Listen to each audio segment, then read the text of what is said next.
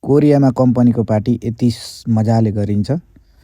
आज चाहिँ म कम्पनीको पार्टीमा जाँदैछु। कम्पनीकै सिस्टरहरूको गाडी चढेर चाहिँ अहिले म पार्टी गर्ने होटेलतिर जाँदैछु भने मसँग अहिले साथीहरू पनि हुनुहुन्छ, सँगै जाने साथीहरू। र हामी होटेलमा पुगिसकेपछि अब यता हाम्रो पुजाङ निमले चाहिँ जिस्काउनु भयो। त्यसपछि हामी अहिले खानाको आइटमहरू चाहिँ मजाले हेरेर कुन मिठो छ, मिठो मिठो छानेर चाहिँ अहिले खानाको आइटम तयारी गर्दैछौँ। हामी खानाको लागि आफ्नो प्लेटमा हाल्दैछौँ। केटाहरू यसरी डुलिरहेछन्, हेरिरहेछन् आइटमहरू।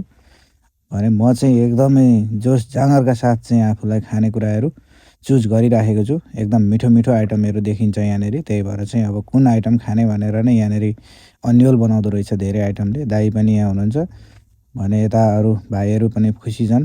दाइले यता झ्यापै प्लेट भरिसक्नुभयो। म चाहिँ फेरि यहाँ अर्को डिपार्टको दाइसँग भेटेँ यहाँ झसक्क।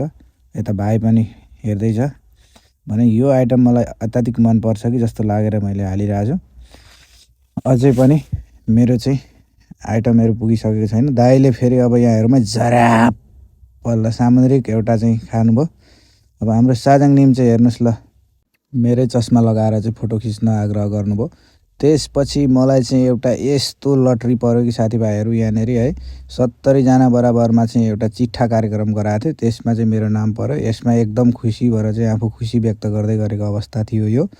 भने यसमा हल्का उपहार पनि पाइयो भने त्यसमा खुसी। त्यसपछि हामीले फोटा खिच्यौँ, साउजीसँग फोटा खिच्यौँ र कम्पनीको दिदीहरू 2 जनासँग फोटा खिचेर हाम्रो सामूहिक तस्बिर पनि भयो। नेपाली साथीभाइहरू, साउजी र अन्तिममा चाहिँ साउको छोरा